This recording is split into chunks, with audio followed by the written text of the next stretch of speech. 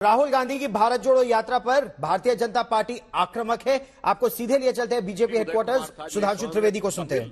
पृथकता का वक्तव्य तक दे चुके हैं, उसके साथ मिलने का समय मिलता है। फिर तमिलनाडु में एक अभिनेता से असफल नेता बने, कमल हसन जी को वो इंटरव्यू देते हैं जिसमें वो कहते हैं कि nation with A confuse vision. वास्तविकता यह है कि दोनों ही एक कंफ्यूज नेता एक दूसरे का इंटरव्यू ले रहे थे या जो भी उत्तर दे रहे थे। ये वो व्यक्ति हैं जिनके मुंह से आजाद कश्मीर जैसा शब्द भी निकल गया था, उनको वो इंटरव्यू दे रहे थे।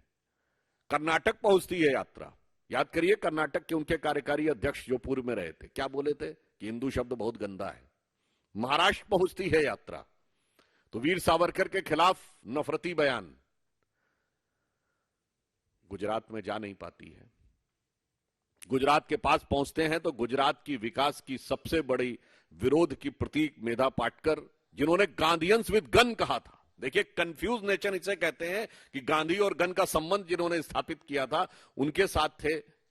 उसके बाद उनकी यात्रा का जो स्थायी साथी था, जैसे यात्रा में एक बारात में सहवाला चलता है ना, तो वो जो थे वो एक छात्र नेता थे जिनकी ख्याति टुकड़े टुकड़े की संज्ञा से जुड़ी हुई है, और जिन्हें इसी यात्रा के दौरान कांग्रेस पार्टी के द्वारा राहुल गांधी के बाद सबसे लोकप्रिय युवा नेता का विशेषण भी दे दिया गया।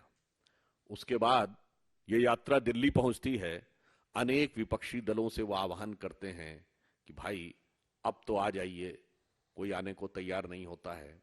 उसके बाद यह यात्रा जब कश्मीर के नजदीक पहुंचती है तो फिर वो दिल की आरजू ऐसे लबों पर आती है कि वो सर्जिकल स्ट्राइक का बयान कौन बोलता है? यात्रा के संयोजक दिग्विजय सिंह जी। ये ठीक है कि फिर उनके सामने से माइक भी हटाया जाता है। यह दर्शाता है कि राहुल गांधी जी की यह यात्रा शुरू से अंत तक किस प्रकार की प्रवृत्तियों को साधे हुए उत्तरोत्तर आगे बढ़ रही थी। महत्वपूर्ण बात यह है कि न गांधी के प्रदेश में जा पाई, न नेहरू के प्रदेश में जा पाई। और सेना के बारे में ऐसे अपमानजनक बयान कहे गए, हमारे वीर सैनिकों के लिए पिटने की बात कही गई।